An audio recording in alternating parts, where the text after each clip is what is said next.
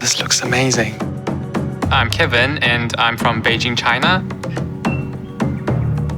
Living in New Zealand has meant that I've been able to follow my passions and my interests. My dream is to become a winemaker. I know that's a big goal, but the opportunities are here in New Zealand. And so I really can't wait to see what my future holds.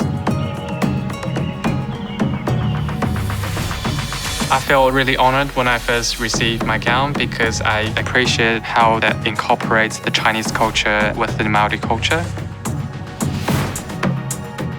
Yellow and red are both really important colors in Chinese culture.